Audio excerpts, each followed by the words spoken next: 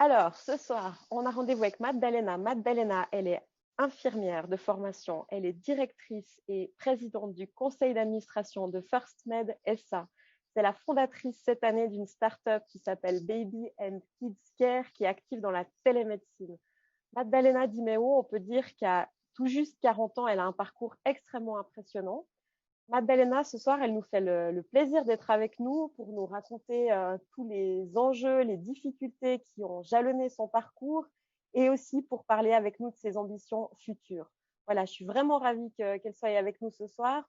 Maddalena, elle est membre de l'ASC, vous le savez, elle est très active, entre autres, dans le projet de l'EFEA. Donc, comme on se connaît, je me permets de tutoyer Maddalena. Ça sera plus simple pour nous deux. Maddalena, bienvenue. Merci Claire-Lise, merci de l'invitation. Bonsoir. Avec grand plaisir. Donc, Maddalena, on va passer à peu près 45 minutes à échanger toutes les deux et après, on va laisser nos participants te poser toutes les questions qui leur viennent au fur et à mesure de ce que tu vas nous raconter. Maddalena, justement, tu as débuté ta carrière en tant qu'infirmière. Pourquoi est-ce que tu as choisi ce métier? Je dirais que c'est le métier qui m'a choisi. Il n'y a pas de moment décisif de ma vie. Je crois que dans mes souvenirs les plus anciens, j'ai toujours voulu être infirmière. J'ai jamais eu de famille qui était active dans le médical ou paramédical. Pour moi, ça a toujours été une évidence de prendre soin de l'autre depuis petite. Vraiment, c'est quelque chose qui est ancré. On parle justement de prendre soin des autres. En ce moment, c'est d'autant plus d'actualité. Donc, la Covid-19, elle préoccupe le monde entier. Cette pandémie, elle va creuser encore davantage les inégalités. Elle menace la cohésion sociale. Quelles sont, selon toi, les leçons que l'on peut tirer de la gestion de la crise à ce jour au niveau du système de santé? Il y en a en tout cas trois qui sont trois piliers très importants. Le premier pilier, c'est l'importance du personnel soignant. Parce que vous voyez aujourd'hui que le système hospitalier sature, il y a un problème de ressources, de compétences. Et je pense que post-crise, c'est des questions à se poser. Comment valoriser des professions telles que les infirmières, les aides-soignantes, les médecins, leur donner envie de continuer à pratiquer et les valoriser dans leurs compétences. Là, je pense que c'est le premier pilier. Le deuxième pilier, c'est clairement pour moi une chose qui m'a énormément choquée, c'est la disparité dans l'accessibilité aux soins. En Suisse, on est encore dans un pays riche où tout le monde peut être soigné. Si on fait un bilan au niveau mondial, il y a des personnes qui sont décédées parce qu'elles n'ont pas pu se faire soigner, parce qu'il fallait faire un choix entre se nourrir ou payer un médecin.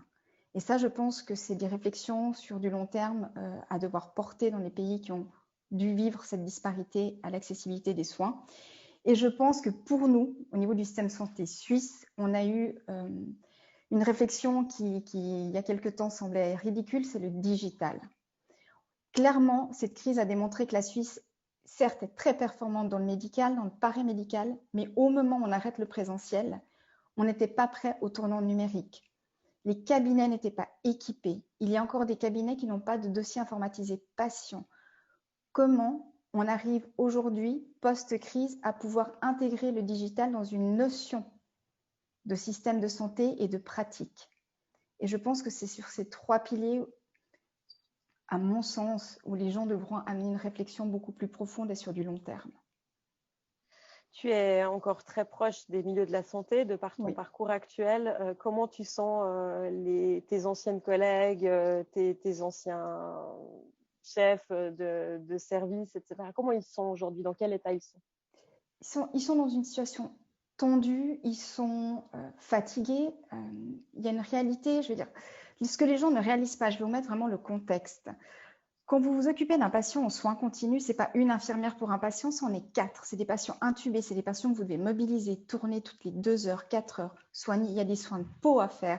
Ça demande un investissement énorme de personnel. Et là, aujourd'hui, ces gens sont aussi fatigués. C'est des professions qui n'ont pas été valorisées durant des années. Et c'est quand même sur elles que tout s'appuie aujourd'hui dans cette gestion de crise. Donc, il y a cette reconnaissance qu'ils attendent à un moment donné, concrètement. Mais c'est des gens motivés, investis et qui donnent de leur personne à 250%. Et toi aussi, tu t'es donné à 250% dans ton métier d'infirmière, mais pourtant, en 2009, tu as décidé de suivre un DAS en entrepreneuriat et business development à la HEC de Genève, en emploi en plus, à côté de ton métier d'infirmière. Qu'est-ce qui t'a motivé à démarrer une formation qui avait quand même aucun rapport avec ton métier? L'envie de changement. Moi, je le répète, j'ai jamais quitté mon travail parce que je n'aimais pas mon quotidien. Je l'ai quitté parce que la politique, l'économie ont commencé à se mêler du quotidien de l'infirmière. Quand j'ai débuté ma carrière, c'était une infirmière, 4 patients. Je l'ai terminé, c'était une infirmière, 12 patients. Puis quand vous avez terminé une nuit où vous avez managé des opérés lourds et que vous êtes dans votre train de retour en vous disant mais est-ce que j'ai mis le bon antibiotique à la bonne personne? Ou bien que le patient de la chambre 12 avait besoin de vous parce qu'il venait d'avoir une annonce assez conséquente par rapport à sa pathologie et que vous n'avez même plus le temps de lui tenir la main, moi, je devenais frustrée. Parce que quand j'ai fait le choix de ce métier, c'était pour être auprès des gens, de les réconforter, de les accompagner. Et à un moment donné, il y a un tournant. Il y a 2 options. Soit je restais dans ma frustration et je me plaignais et puis voilà. Soit je prenais les rênes de ma vie, de cette frustration et j'en faisais quelque chose. Et le DAS est entré dans ma vie à un moment très stratégique où je me suis dit, OK, moi j'ai envie d'être moteur de changement, j'ai envie de changement. Aujourd'hui, si je veux voir les choses changer, il faut que j'avance, il faut que j'arrive à acquérir des outils de gestion, puisque j'avais managé un projet en Afrique qui avait démontré qu'avec des outils de gestion, on a mis en place un dispensaire. Je peux faire de même en Suisse avec des outils peut-être plus performants qu'est le business development, l'entrepreneuriat. Et j'ai osé prendre ce tournant, sachant que si j'échouais, parce que alors, en tant que dyscalculique, en tant que personne qui déteste la gestion, qui était dans l'humain, une chance sur 2 que je me plante à cette formation. Très clairement. Bon, c'est pas le cas, mais... Comment est-ce que ton entourage, je sais pas moi, tes parents, tes amis, tes collègues de travail ou même tes supérieurs ont réagi quand tu leur as dit, voilà, je vais commencer un DAS à l'HEC? Alors, personne n'a débouché champagne à l'annonce. Au contraire, ça a été un vrai tsunami parce que je devais faire face à mes parents, puisque tout d'un coup, c'était pour eux une incompréhension, une sorte de trahison aussi de milieu.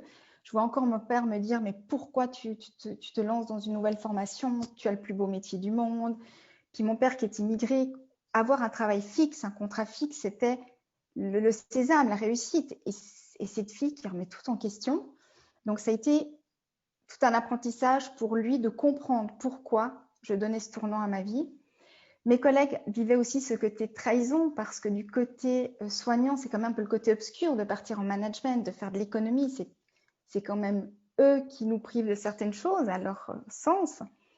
Et puis après, j'ai eu le côté médical. Je vais être honnête, ça a été une année où j'ai beaucoup souffert de machisme ou de sexisme.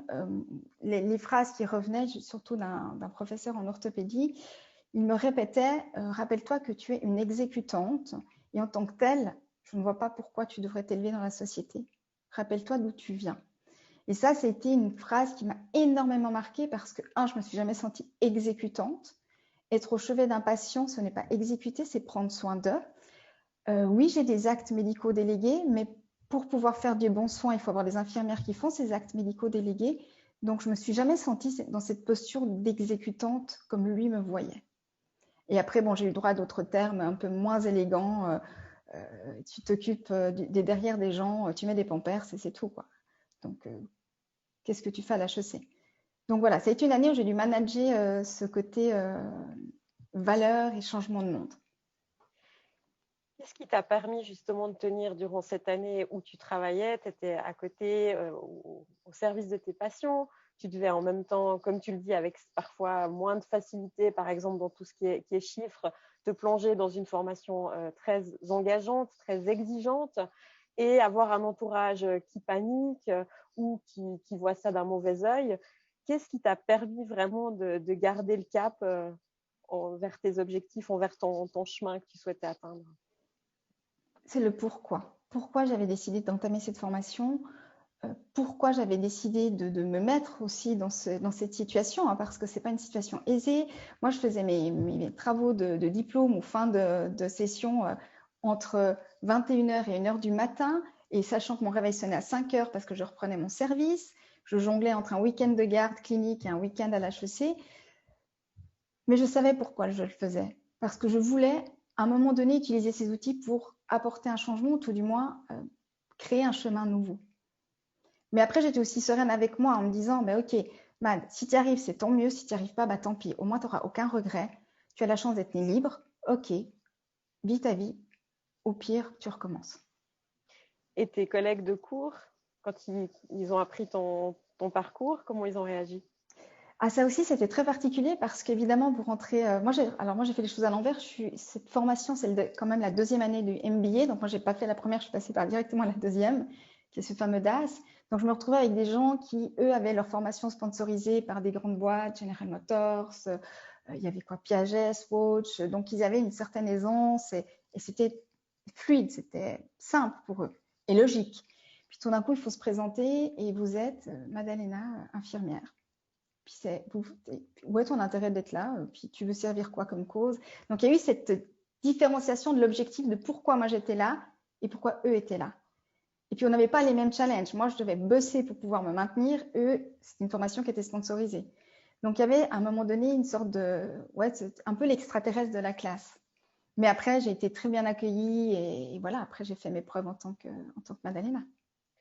Donc, tu as réussi brillamment ton DAS en 2009 et du coup, en 2011, tu prends la tête de First Med. Donc, First Med, c'est une école de premiers secours qui a été fondée par 2 médecins passionnés par l'enseignement des gestes qui sauvent. Mhm. Vous occupez aujourd'hui plus de 80 personnes. Comment est-ce qu'on bosse un rôle du jour au lendemain sans avoir une vraie expertise pratique managériale? Avec une grande humilité et faire tomber les barrières de la perfection. Accepter l'imperfection parce qu'alors, moi, je me suis retrouvée devant un ordinateur, sans mes collègues, sans mes patients, et j'ai commencé par le bas. Je suis allée voir mes collaborateurs, je suis allée voir ce qui fonctionnait, ce qui ne fonctionnait pas, quelles étaient leurs attentes, quelles étaient leurs frustrations, et j'ai construit mon management, mon leadership avec eux et grâce à eux aussi. Et puis, j'ai aussi compris une chose importante, j'ai fait un transfert de compétences. Infirmière, c'est manager le quotidien d'un patient, pas 1, 2, 3, 4, 5 patients. C'est des gestions de projet au quotidien. C'est de penser aux patients à 360 degrés. Ça, c'est des notions de management. J'ai appris à prendre cet acquis et à le transposer sur quelque chose de différent. Et après 2 ans, ça a mis 2 ans pour que First Med ait ma couleur, pour que First Med me ressemble dans les valeurs et pour que mon équipe adhère à ma vision et à mon pourquoi. Mais ça n'a pas été de tout repos. Pourquoi ça n'a pas été de tout repos?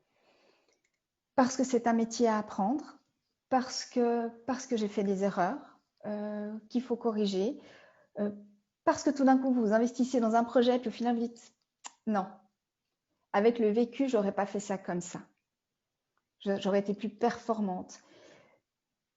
Ça demande aussi d'être capable d'accepter la critique. Moi je me confronte volontiers à la critique de mes collaborateurs parce que c'est une vie d'équipe, je ne suis pas parfaite. Je leur dis toujours à mes collaborateurs, je n'attends pas de vous la perfection. J'attends de vous l'humilité de me dire quand vous fautez ou me dire quand ça ne va pas et de construire un dialogue. Et ça a été la même chose pour moi. Mes collaborateurs reçoivent des mails où si j'ai fauté, là c'était un mauvais choix, je m'en excuse. Et j'ai aucun problème avec ça et je ne pense pas que ça nuit à mon autorité. Donc en 2011, tu prends la tête de First Med. En 2014, tu t'arrêtes pas. Avec le concours de Henri Dess, vous réalisez les deux un livre CD, Il faut sauver grand-maman. Ce livre CD, il a pour objectif d'apprendre aux enfants en musique à composer le numéro d'urgence 144. Grâce à ce projet, tu as entre autres été accueilli au Parlement européen et à l'Élysée. Mais d'où t'est venue cette idée en fait de livre de musique en fait?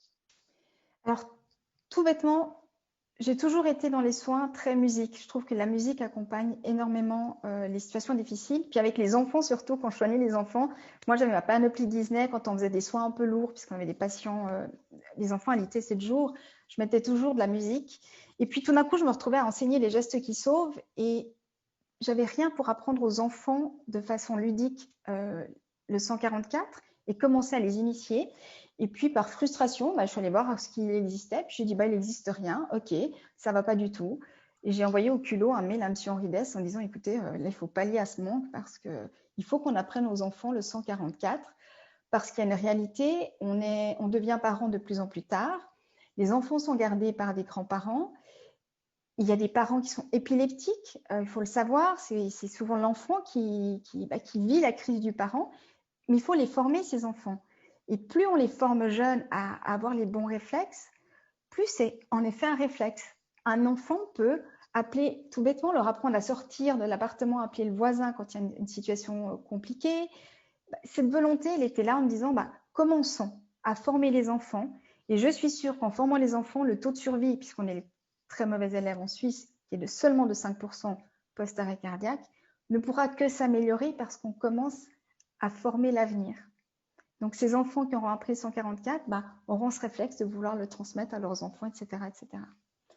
Et je crois toujours qu'un livre ou une chanson, si je touche l'enfant, je touche une génération. C'est-à-dire que pour apprendre ça, il faut que la maman prenne le temps, le papa ou le grand-père. Et au final, en éduquant l'enfant, les grands-parents ou les parents apprenaient. Donc, une idée géniale, ça, je ne le conteste pas, mais qu'est-ce que ça t'a... Pourquoi tu es allé au Parlement, au Parlement pas, comment dire, à l'Élysée avec ce projet? Parce que tout d'un coup, alors c'était un contexte un peu dramatique parce qu'il y a eu les attentats et ce projet arrivait dans ce cadre-là à un moment donné. Et l'Élysée avait une volonté de pouvoir rendre ce projet éducatif, l'intégrer dans les fameuses heures aménagées de l'école. Donc, je suis allée rencontrer l'équipe de Madame Vallaud-Belkacem, on en a longuement discuté. Après, soyons honnêtes, ce n'était pas le bon gouvernement pour ça, on a discuté. Mais ni Henri ni moi avons voulu avancer parce que de toute façon, ça nous aurait demandé un investissement énorme à 2 personnes. Mais voilà, c'était la volonté de se dire aujourd'hui, il y a une réalité. Les attentats font partie de la réalité urbaine, ce n'est plus c'est plus les zones de guerre. Que quand on est dans un attentat, on est quand même à la veille de l'attentat du Bataclan. Il faut savoir que je prends l'exemple du Bataclan. Quand vous avez ce type d'intervention, tout est barricadé. Les secours ni la police ne peut intervenir.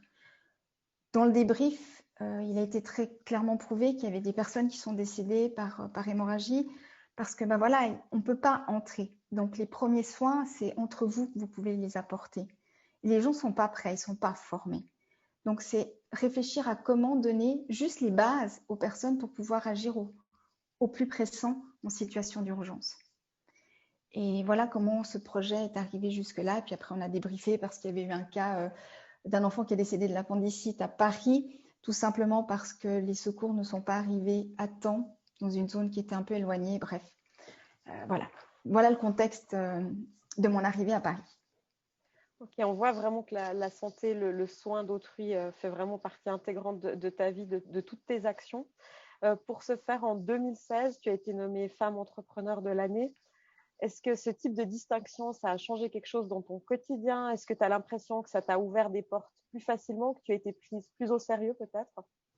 Ça m'a surtout légitimée. Là, j'étais reconnue par mes pairs. J'étais plus l'infirmière qui, tout d'un coup, devenait manager, chef d'entreprise. J'étais femme entrepreneur. J'étais chef d'entreprise, j'étais entrepreneur. Donc, tout d'un coup, j'avais une place dans un milieu qui ne m'appartenait pas. Donc ça a été pour moi très important de pouvoir être légitime. Et oui, ça m'a ouvert des portes parce que, comme je viens de le dire, à l'époque, j'étais l'infirmière qui s'invente peut-être manager. Là, j'étais la femme entrepreneur qui a reçu un prix, qui avait derrière elle un vécu et qui avait mené un succès à travers le livre et la gestion d'entreprise de First Med. Puisque moi, je suis entrée comme employée en 2011 et je suis passée du statut d'employée à associée en 2014. Et là, du coup, tu as pu rassurer tes parents. Oui, alors je ne sais pas s'ils sont encore rassurés, vu l'hyperactivité, mais oui, ils ont compris qu'à un moment donné, eux avaient fait leur choix de vie, qu'ils avaient fait ce choix pour nous donner une possibilité d'avenir. Donc, ils l'ont donné, cette possibilité-là, je l'ai saisie, donc j'avance. Et à quelque part, c'est aussi en leur honneur parce que j'ai été la première diplômée en famille, la première à ouvrir les voies d'une femme en carrière. J'ai dû abattre beaucoup de clichés de la femme du Sud, bref. Mais mes parents, je pense qu'aujourd'hui, sont fiers et rassurés, je dirais pas, mais fiers. En décembre de l'année passée, ça nous semble il y a 10 ans en arrière avec cette pandémie. Donc en décembre 2019, de nouveau une histoire avec la France puisque tu es invité à Paris pour recevoir un prix des mains des responsables de la Société française de télémédecine, à savoir le prix coup de cœur de télémédecine et santé numérique pour ton projet d'application Que dit le pédiatre, Est-ce qu'il faut vraiment, chaque fois que tu passes par la France pour être reconnu, est-ce que l'adage nul n'est prophète en son pays te sied particulièrement? Qu'est-ce qui se passe? Alors complètement, mais ça me colle à la peau. Oui, mais pour une raison toute bête, le Covid a donné légitimité, encore une fois, à mes propos. Je suis la femme qui, depuis 4 ans, dit le système de santé a besoin de se digitaliser. En France, j'ai été reconnue parce qu'on a le désert médical qui est évident, les spécialités qui se font rares et les distances qui ne permettent pas d'accéder aux spécialistes. Donc, c'était une évidence. En Suisse, on est dans notre confort, pays riche, pas trop de déserts médicaux, voire pas du tout. Certains spécialistes difficiles à avoir, mais au final, le digital, ça ne nous parle pas, on n'en a pas besoin. Et là, on a beaucoup ri, c'est qu'en 2018, c'est avec toi qu'on parlait de ça, en 2018, un article titrait L'infirmière qui croit à l'avenir de la télémédecine. Donc, février 2018, c'était le 24 heures à l'époque. 2 ans après, un journaliste m'a ressorti l'article en me disant 2 ans après, vous avez lu juste, le digital est la partie manquante de notre système de santé. Et oui, malheureusement, moi, j'ai dû démontrer, et c'est le Covid qui a démontré que mes propos avaient une place, que la Suisse ne s'est pas digitalisée et qu'aujourd'hui, ce tournant doit être pris. Et c'est qui doit le prendre, ce tournant? C'est qui doit lancer cette impulsion qui peine vraiment à venir?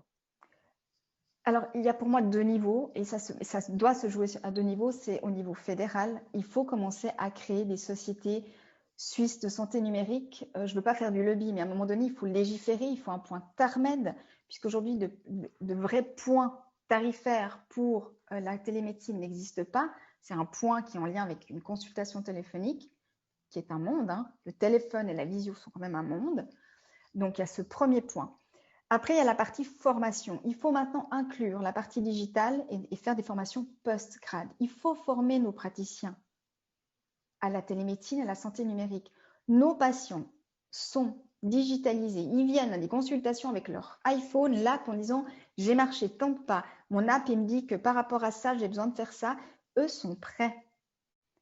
C'est nous, de l'autre côté, qui n'étions pas prêts.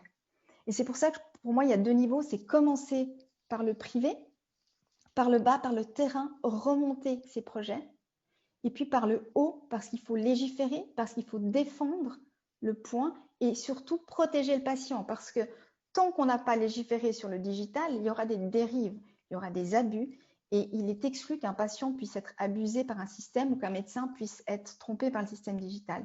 On doit aujourd'hui légiférer sur la santé numérique, à mon sens. Comment tu peux t'engager, toi, à titre individuel, pour soutenir le fait qu'on légifère de tout ça? Bon, tu me connais, je suis un peu militante dans l'âme. Je suis déjà montée 2-3 fois à Berne pour en discuter parce que j'ai envie d'en faire entendre ma voix, mais pas pour moi.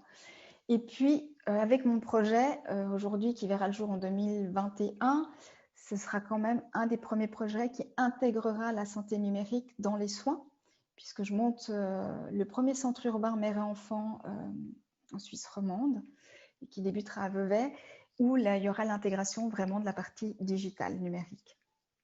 Donc, avant de parler de ce projet, j'aimerais que tu nous expliques un petit peu plus ton projet de l'application Que dit le pédiatre. Comment ça t'est venu cette idée? Comment tu as réussi à lever les fonds? Parce que tu as investi beaucoup d'argent, je le sais, jusqu'à maintenant dans cette application. Et comment tu vois l'avenir de ce projet? Alors, comment ça m'est venu? Parce qu'il y a une réalité, je suis une soignante à la base, une blouse blanche, qui a vécu des nuits aux urgences assez d'enfer et qui a aussi vécu la frustration des patients et l'agressivité aussi. Parce qu'il faut vous dire que quand vous arrivez aux urgences, je vous remets le contexte, on n'est pas à la poste. C'est pas le premier arrivé, premier servi.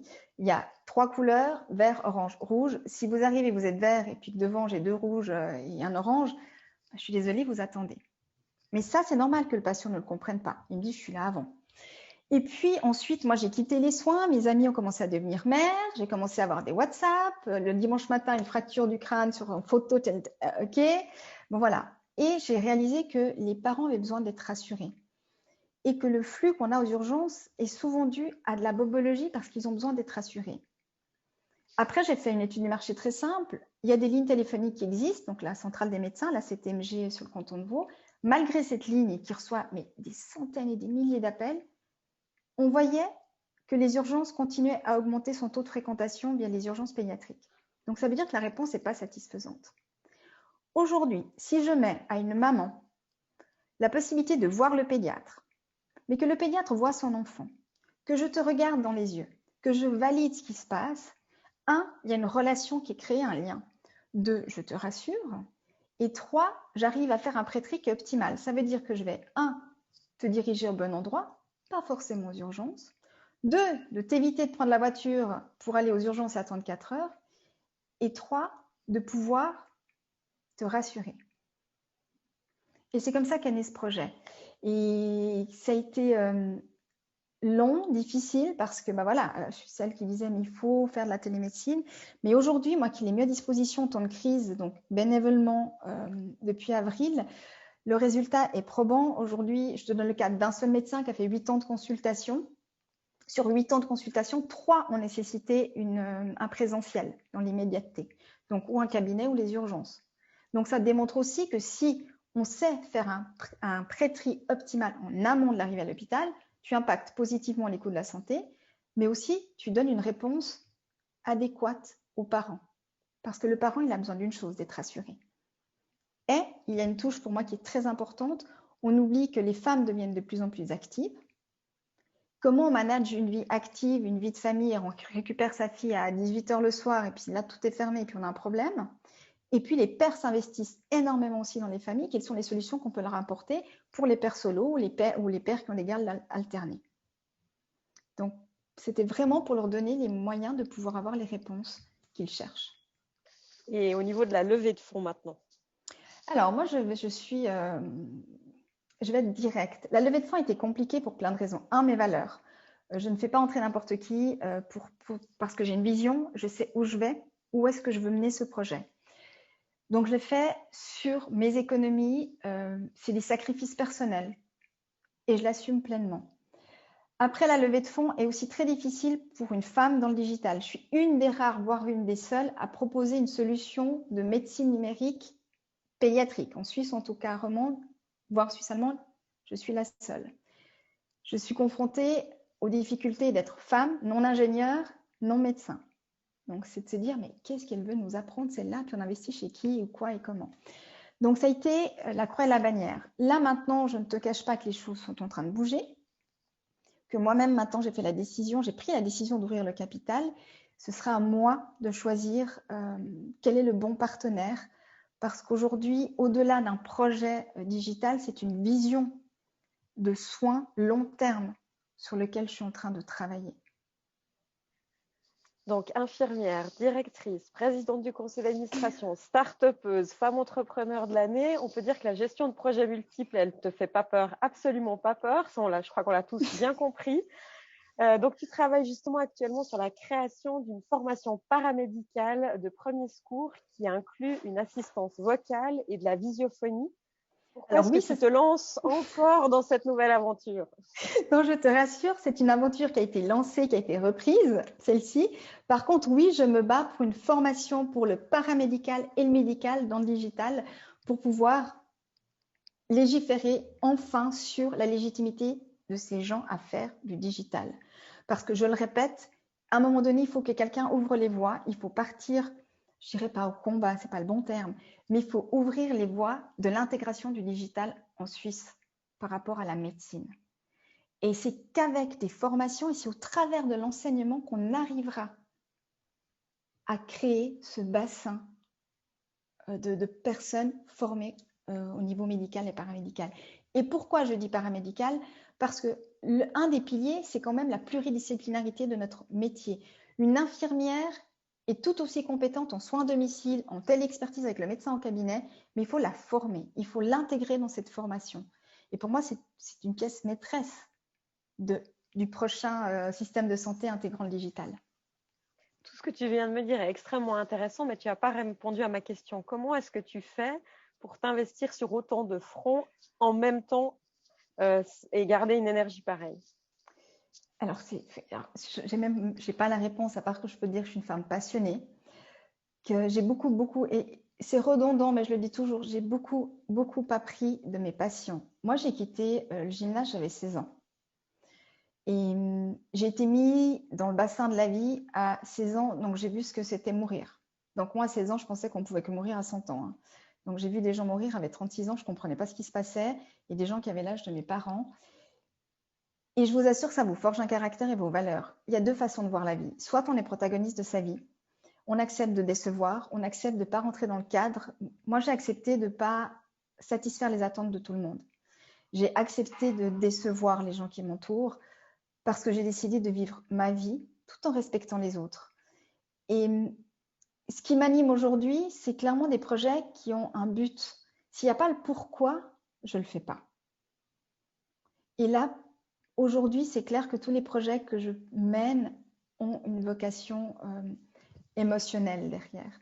Si je n'ai pas cette passion, je n'arriverai pas à m'investir comme je le fais aujourd'hui. Tu as aussi beaucoup de passion pour soutenir d'autres personnes, en particulier d'autres femmes. Tu fais entre autres partie des femmes leaders du programme de développement, de déploiement du talent féminin, l'EFEA. Tu nous as rejoints dès le début dans cette aventure, une des premières à dire oui, j'y suis, je fais ce que vous me dites quand vous avez besoin de moi malgré ton agenda. Aujourd'hui, on voit que les femmes, elles ont encore toujours énormément de peine à accéder à des postes à responsabilité. Ça change, les statistiques sont un petit peu plus positives qu'il y a 10 ans, par exemple. Mais pourquoi est-ce que, à ton avis, les choses, elles évoluent pas plus vite? Pourquoi il n'y a pas plus de femmes aujourd'hui qui sont à ces postes-là? Pour une raison, il y a deux raisons. La première est due au fait que quand on pense à une femme à un poste à responsabilité, on se dit ah, elle peut être interrompue dans sa carrière ou dans la gestion par une grossesse. Donc déjà, on pense que si on s'arrête, on ne peut pas être compétent par la suite. Le temps partiel n'est pas toujours très bien perçu non plus. Il y a aussi cette réalité. On pense qu'il faut faire du 100% pour être un poste à responsabilité. Je pense qu'il faut faire la différence entre un poste qu'on occupe à 100% avec, comment dire, une occupation à 50%, puis quelqu'un qui travaille à 80%, puis qui fait du bon boulot de qualité. Donc ça, c'est pour moi la base. Il faut arrêter de croire qu'un temps partiel n'est pas compétent ou pas assez bon. Puis après, il y a aussi, et ça, il faut qu'on prenne tous nos responsabilités. Moi, la première, notre posture, nous, en tant que femmes. Je pense qu'à un moment donné, il faut oser prendre sa place. C'est pas facile, et je le dis, et c'est quand même moi qui vous le dis, qui est passé à travers tous les coups de bâton quand il fallait présenter le digital ou être là où j'en suis aujourd'hui. C'est oser prendre sa place et revendiquer sa place. Vous avez le droit à cette place. Il faut savoir prendre et oser. Et il ne faut pas croire que pour arriver à un poste à responsabilité, il faut être 100% prête. Moi, je ne l'étais pas quand j'ai repris First Med. Je ne l'étais pas. Par contre, j'ai été chercher des compétences, j'ai été apprendre. C'est pour ça que je m'investis dans le mentorat, parce que moi, j'ai dû me débrouiller. Et je pense que ce qu'on reçoit, il faut savoir le redonner. Il faut dire à ces femmes qu'il ne faut pas être découragé parce que le parcours, il n'est pas simple. Et si vous visez la perfection, vous allez être déçu parce que ce ne sera jamais possible et vous vous mettez des freins inutiles. Quels sont les freins? Tu as le sentiment des femmes que tu suis dans les FEA ou dans d'autres mentorats? Qu'est-ce qui revient à chaque fois? Les peurs, les blocages? C'est le regard de l'équipe, c'est le regard de l'autre, c'est le regard de soi. Et puis c'est, mais est-ce que j'en suis vraiment capable? Est-ce que je peux prétendre à ce poste? Est-ce que j'ai le droit d'essayer? C'est ce côté à se dénigrer ou à s'auto-dénigrer. Il faut travailler sa confiance en soi. Les gens qui me connaissent le savent, j'ai pas une confiance à 100%, bien au contraire. Par contre, quand vous avez un moteur, et je reviens sur le pourquoi vous faites les choses, mais vous êtes porté par une force que moi, plus rien m'arrête. Je veux dire, quand j'ai un objectif, j'y vais. Et c'est ce que j'essaie de faire comprendre à ces femmes. Puis j'essaie aussi de faire comprendre à ces femmes une chose importante. Il y a des non qui servent dans la vie. Les échecs qui nourrissent. Moi, je dis souvent, mes plus belles réussites sont tous mes genoux abîmés. C'est le fait d'avoir appris à me relever qui m'a amené là où j'en suis. Il faut accepter de ne pas réussir. Et ça, je pense qu'il faut, et c'est là où je reviens à la perfection, accepter de ne pas être parfaite. Accepter de ne pas être parfaite, accepter de ne pas tout réussir. Est-ce que ça veut aussi dire accepter l'échec et en faire une force? On parle beaucoup de la gestion de l'échec, que l'échec apporte énormément dans une carrière. Comment tu l'as vécu dans ton cas? Est-ce que tu as déjà fait face à un échec d'envergure qui t'a fait avancer? Je dirais que j'ai plein d'échecs qui m'ont fait avancer. Très clairement, que ce soit dans un projet First Med que j'ai pu mener, puis au final, ce n'était pas le bon chemin. J'ai accepté que les projets s'avortent et je me dis, bon voilà, c'est du temps, des ressources financières investies inutilement. Des échecs sur certains projets menés, mais parce que des fois, c'était juste pas le bon timing, pas le bon moment. Mais je me suis pas, alors les premiers échecs, je me suis auto-flagellée. Tu es une incompétente, franchement, il y a un moment donné, je me disais, mais Man, mais pourquoi tu t'es mis dans cette voie? Ton job à toi, il est de soigner, puis au final, tu t'arrêtes là, quoi.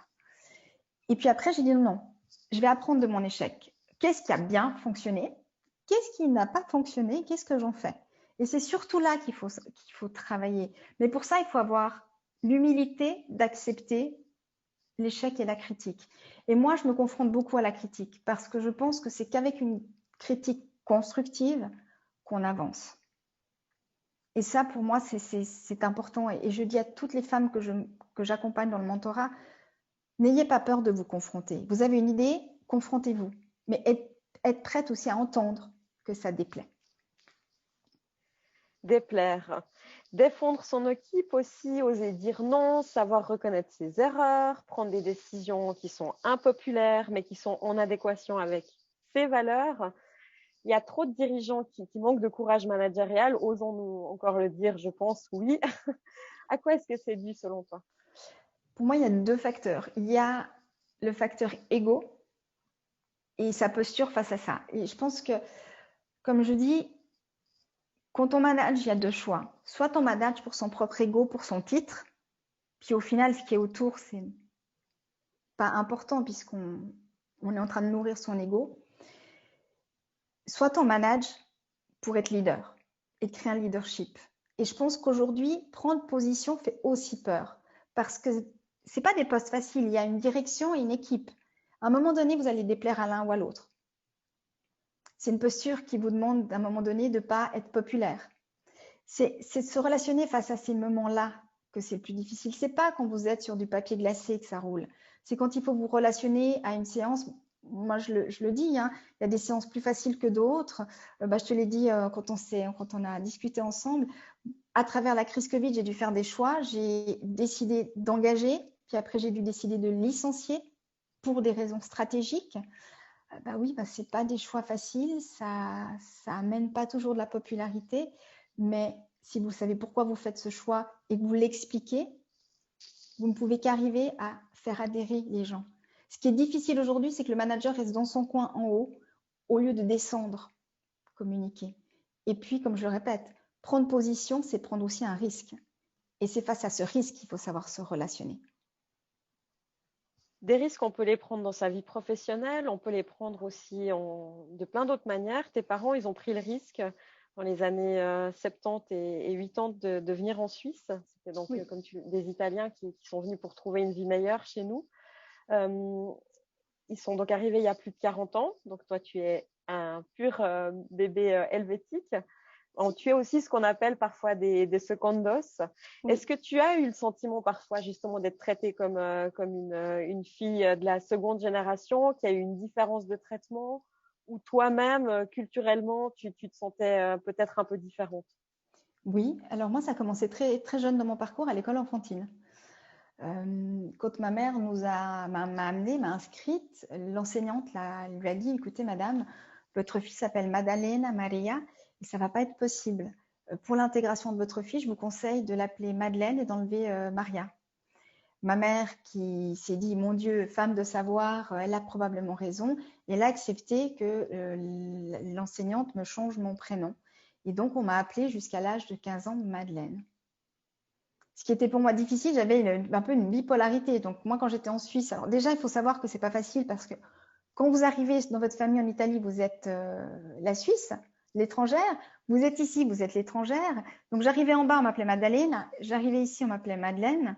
Ça a été compliqué jusqu'à l'âge de 15 ans où là, j'ai décidé de prendre possession de mon identité, où je suis allée voir le directeur de l'école. J'ai dit, moi, je vais avoir mon certificat de fin d'études. Il est exclu que ce soit Madeleine qui apparaît sur ce dossier. Mes parents m'ont baptisée Maddalena Maria et je suis la première à finir des études. Alors, ce sera Maddalena Maria Di Meo. Le directeur m'a entendu. Alors, on a fait tout plein de démarches administratives. Ça, c'était le premier clash. Et puis, le deuxième est arrivé quand je suis entrée au gymnase. Alors, aujourd'hui, c'est très populaire. Genre, tout le monde se mélange. Moi, je suis arrivée dans un gymnase élitiste, à l'époque, c'était Burier. Et sur la classe, on était 5 élèves d'ouvriers. Et le comportement des enseignants par rapport à nous était différent. Alors, c'est sûr, moi, mon anniversaire, je ne les invitais pas dans une villa, piscine à Joigny. Moi, c'était dans un appartement, puis c'était sympa. Et on avait eu ces différenciations. Moi, d'ailleurs, c'est une des raisons qui a fait que j'ai quitté mon gymnase. Je n'étais pas du tout heureuse. Je ne m'épanouissais pas. Moi, j'avais qu'une envie, c'est de sauver le monde, puis d'être avec les gens voilà, pour qui il n'y avait pas de différence sociale, peu importe le milieu, quoi. Donc oui, j'ai vu cette différence. Et puis le fait d'avoir, on était, comme je dis, on était 5 enfants d'ouvriers et on avait peut-être sur les 5, 3 non étrangers à l'époque. Est-ce que tu as le sentiment que ça a changé aujourd'hui? Oui, oui, oui. D'ailleurs, le gymnase Burier m'avait invité pour parler. Aujourd'hui, tout le monde est au même niveau. Tout le monde se mélange. Dans les classes, il n'y a plus de disparité, il n'y a plus de un ou deux noms étrangers. Au final, si on est dans les classes, tout est très mélangé.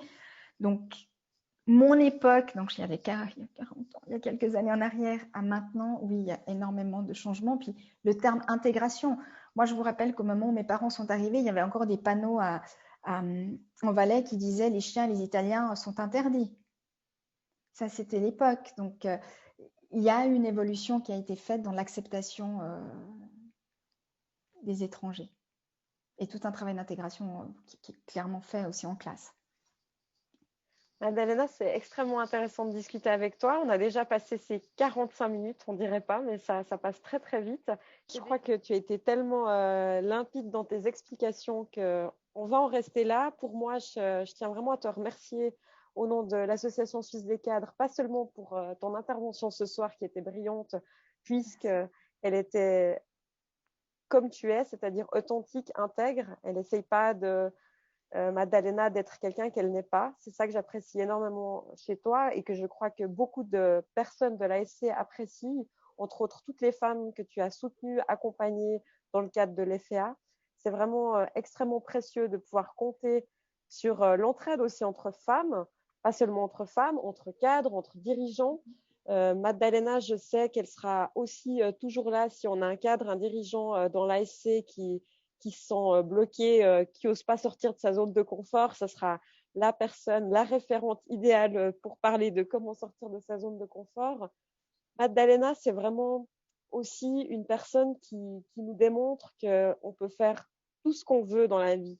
Sincèrement, on peut avoir la formation initiale X et finir absolument dans un tout autre domaine en faisant en plus des détours dans ton cas qui sont incroyables, mais qui font que ton parcours est aussi riche aujourd'hui.